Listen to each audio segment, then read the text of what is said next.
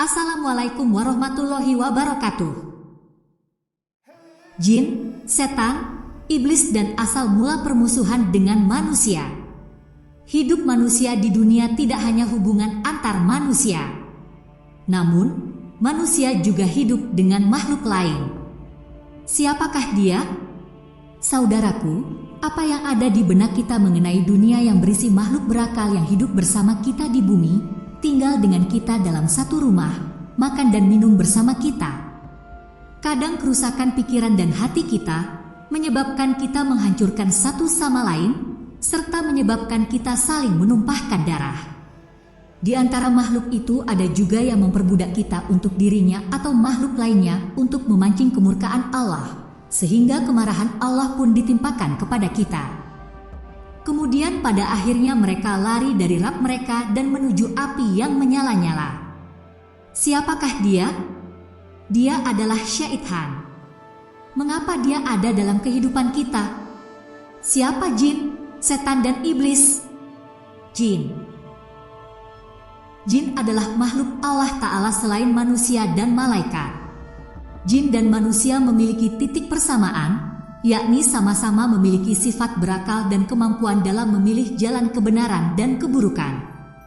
Jin dan manusia diciptakan dengan tujuan yang sama, oleh karena itu jin mendapatkan beban yang sama untuk melaksanakan berbagai perintah Allah dan menjauhi larangan syariat. Siapa saja yang taat kepada Allah, maka Allah akan ridha terhadapnya dan memasukkannya ke surga. Sebaliknya barang siapa yang durhaka dan membangkang terhadap perintah tersebut, dia akan memasuki neraka. Berikut dalil yang menerangkan bahwa syariat Allah telah datang kepada bangsa jin dalam surat Al-Zariyat ayat 56. Aku tidak menciptakan jin dan manusia melainkan agar mereka beribadah kepadaku. Tapi, asal-usul jin berbeda dengan asal-usul manusia. Jin diciptakan lebih dulu dari manusia dan jin diciptakan dari api sedangkan manusia dari tanah. Allah berfirman, Aku lebih baik daripadanya, karena engkau ciptakan aku dari api, sedangkan dia engkau ciptakan dari tanah. Surat Syot ayat 76. Setan. Setan juga makhluk Allah. Setan itu juga sebangsa dengan jin dan banyak di dalam Al-Quran menyatakan bahwa setan termasuk bangsa jin. Pada awalnya setan menyembah Allah, tinggal di langit bersama malaikat dan bisa masuk surga. Namun kemudian setan durhaka kepada Allah saat diperintahkan untuk sujud kepada Adam. Dia tidak mau sujud karena sombong, merasa lebih tinggi dan iri. Maka Allah pun menjauhkannya dari rahmatnya. Setan dalam bahasa Arab biasa digunakan untuk menyebut apa saja yang membangkang dan tidak mau diatur. Mereka disebut setan karena pembangkang terhadap Rabb-nya. Setan disebut juga dengan tagut.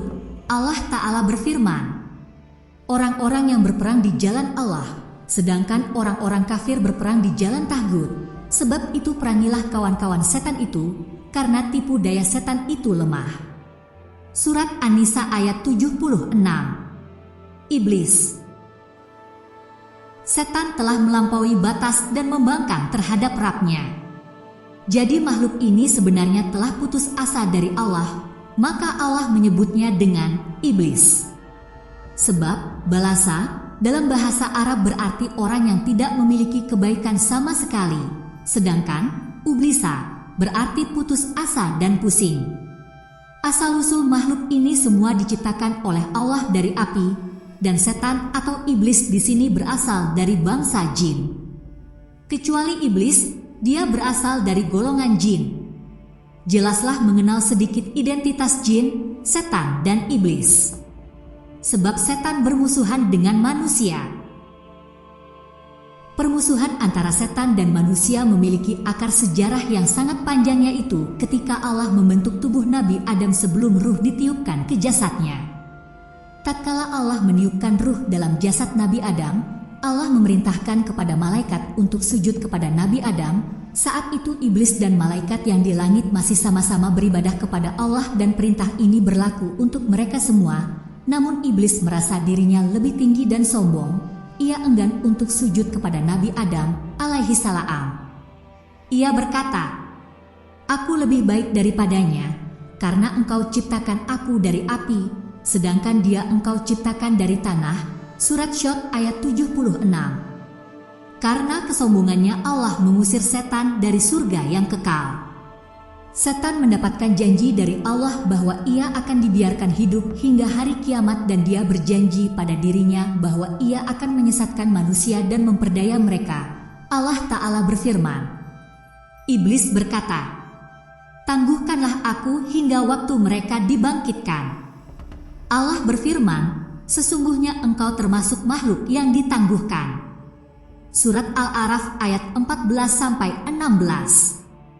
Inilah awal dari permusuhan setan yang tidak akan pernah berubah dan tidak pernah berhenti, sebab ia menilai alasannya diusir, dilaknat dan dikeluarkan dari surga adalah karena bapa kita, yaitu Nabi Adam. Sehingga ia harus membalas dendam kepada Nabi Adam dan keturunan setelahnya. Wassalamualaikum warahmatullahi wabarakatuh.